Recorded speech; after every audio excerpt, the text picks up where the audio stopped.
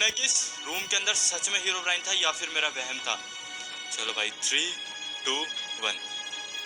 ओ Herobrine है भाई सच में, ये कैसे हो सकता है? चलो भाई हीरोब्राइन आज तेरा और मेरा आमना सामना होगा, आजा बाहर। आ गया भाई, चलो गाइस।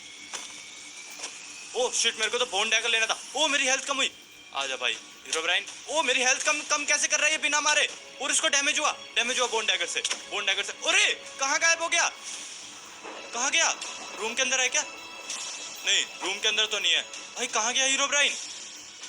भाई उस बंदे ने मेरे को ये बोन डैगर दिया था और सच में भाई हीरोब्राइन से इसको डैमेज हो रहा है, क्योंकि अगर मैंने जब नॉर्मल सोर्ड से उसको मारा तो उसको डैमेज नहीं हुआ, लेकिन मैंने जैसे ही बोन डैगर से मारा भाई उसको डैमेज हो रहा था। उसके उसके रेड रेड हार्ट निकले थे यार। भाई जो भी यार, मेरी हार्ट बीट बहुत ही ज्यादा फास्ट हो गई थी, क्योंकि हुमांस ने बोला था कि अगर मैं इस बार मर गया तो हमारा वर्ल्ड चला जाएगा हाथ से। अब आखिर हीरोब्राइन पता नहीं चला कहाँ गया, और वो इस रूम को क्यों प्रोटेक्ट कर रहा है? ऐसा क्या है इस रूम में? भाई कुछ तो गड़बड़ है, मेरे को देखना पड़ेगा। ओके यहाँ से तो बाहर जाने का रास्ता है। इन लकड़ियों के पीछे है क्या कुछ? क्योंकि लकड़ियां बहुत रैंडम डिजाइन में लगी हुई हैं। कुछ तो गड़बड़ है भाई, यहाँ पे कुछ तो क्लू मेरे को मिलेगा, क्योंकि हीरोब्राइन प्रोटेक्ट कर रहा था इस जगह को। ओह ट्रैपडोर, ऐसा क्या है भाई इस जगह पे?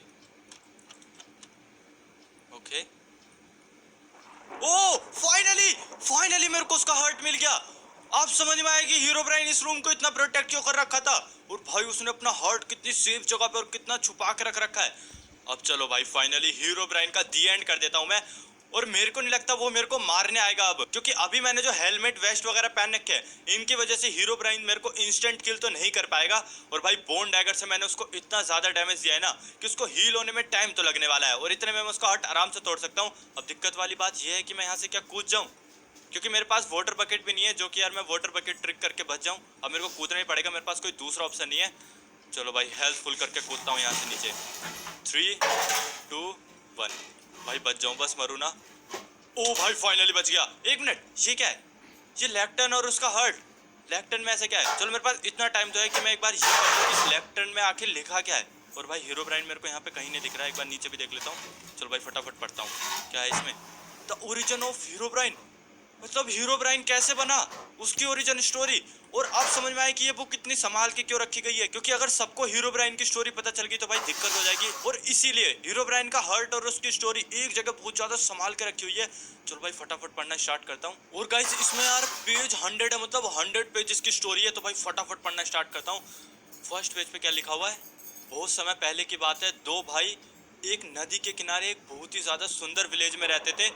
They both had trained hard to be the best fighter of the world. They were determined to fulfill their destiny. लेकिन एक दिन वो बाहर अपनी ट्रेनिंग के लिए जा रहे थे और तभी एक एंडरमैन उन पर हमला कर देता है। अब पहले तो वो घबरा जाते हैं क्योंकि उन्हें समझ में नहीं आता कि एंडरमैन ने उन पर हमला क्यों करा, लेकिन थोड़ी देर बाद ही जब एंडरमैन उन पर भाई हमला करने लगता है तो वो भी तैयार हो जाते हैं लड़ने के लिए। अब वो दोनों वर्सेस एंडरमैन। अब इसके बाद बड़ा भाई और छोटा भाई दोनों उस पर हमला करते हैं, लेकिन एंडरमैन भी कोई कच्चा खिलाड़ी नहीं था, वो भी भाई उन दोनों को काटे की टक्कर देता है। अब इसके बाद एंडरमैन यार अपनी टेलीपोर्टेशन पावर का यूज करने लगता है, और इस चीज को देख के भाई दोनों भाई समझ जाते हैं कि हमारे सामने वाला दुश्मन कोई आम दुश्मन नहीं है। अब इसके बाद क्या था कि एंडरमैन अपनी टेलीपोर्टेशन वाली शक्ति, फ्लाइंग शक्ति का यूज करके भाई उनको बहुत ही ज्यादा बुरी तरह मारता है। अब दोनों भाई यार एंडरमैन से बहुत ही ज्यादा बुरी तरीके से पिट रहे थे, और तभी एंडरमैन का ध्यान जाता है छोटे वाले भाई की तरफ। अब वो छोटे वाले भाई को इतनी जोर से मारता है कि उसको थोड़ी देर तक तो कोई होश ही नहीं रहता। अब इसके बाद एंडरमैन क्या करता है कि उसकी सोट उठाता है और भाई उसको मारने की सोचता है। अब जैसे ही एंडरमैन उसको मारने वाला था तभी बड़े भाई को दिखाई देता है कि एंडरमैन उसको मारने वाला है, तभी भाई वो एकदम से भाग के आता है और उसको बचा लेता है।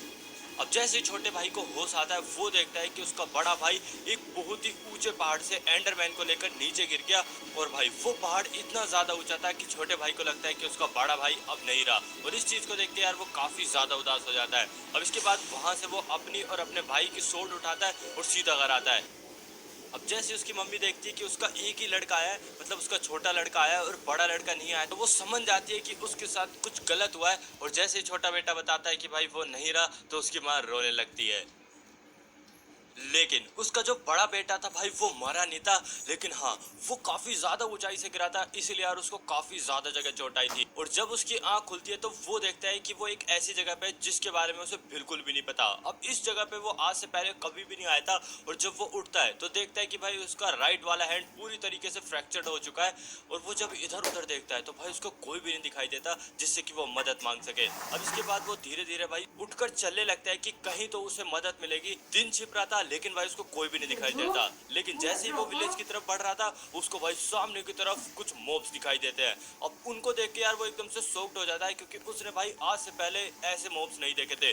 उनकी आंख भाई रेड कलर की थी और इस चीज को देख के यार वो काफी ज्यादा डर जाता है कि ये कैसे मॉब्स है, इनको तो यार मैंने आज से पहले कभी नहीं देखा है। अब इसके बाद वो पीछे की तरफ भागने लगता है। अब उन मॉब्स को देख के वो काफी ज्यादा डर जाता है और इसके बाद भागते भागते वो एक ऐसी अजीब सी जगह पे पहुंचता है।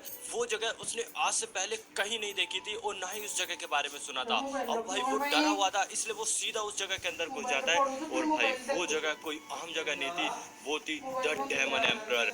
और वही उस